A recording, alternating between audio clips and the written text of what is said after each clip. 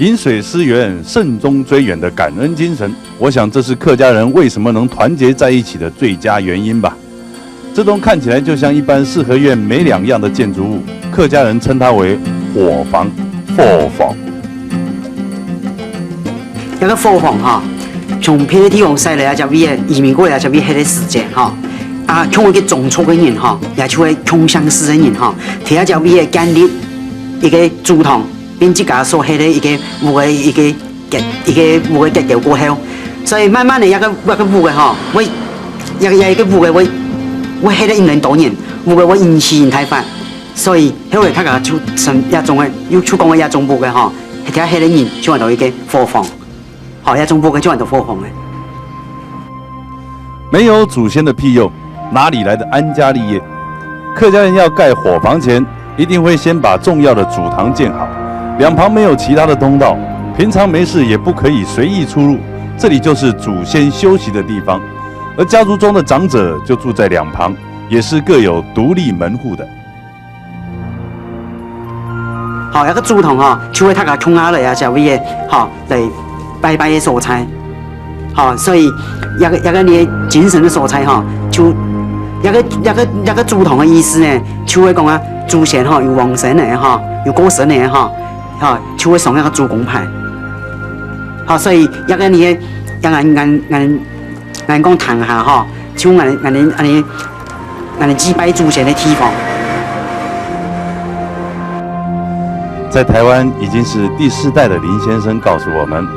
火房一开始盖时只有最前排的猫字形，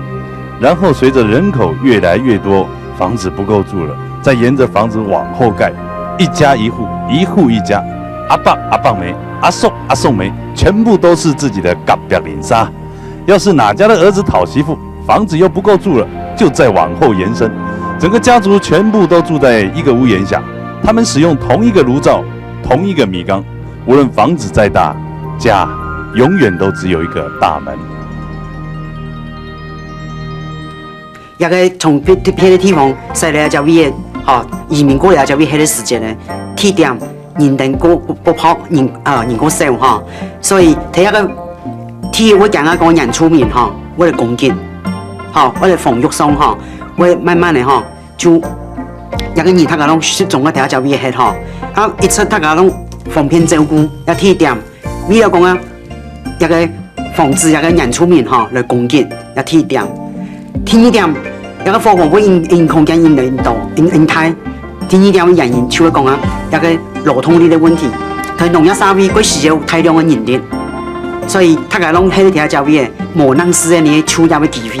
所以所有工作还是以一个农业为主。房子间错综复杂的小通道，紧紧相邻的房子却绝不相通，这是老祖先的智慧，也是我们客家人力抗逆境的证明。这些也许对年轻的林先生而言，已经是很遥远的过去了。可是家族的延续对他而言，仍是一项无法推卸的使命呢。你现在看到一种物件哈，因为当时移民过来的时间，然后物资哈让佢缺，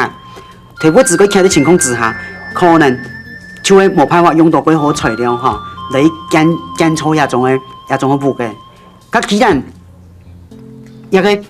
所用的材质哈，冇办法讲用得到讲啊，唔会磨哈。可以有持久性的一种的做法的时间，所以一种物件哈，也可以持续使用的，可以持续使用的一个年限哈，就会受到限制。火房中一代一代新建的房子，无论结构或是建材都有所不同，房子的许多部分已经损坏得相当严重。到底主屋还能撑多久？还住在这的林先生并不觉得乐观。可是林家的其他人早就继续接着火房盖起了现代钢筋水泥的房子，这是现代火房的延伸，更是火房精神的延续。这里就是永远的林家火房，林家火房。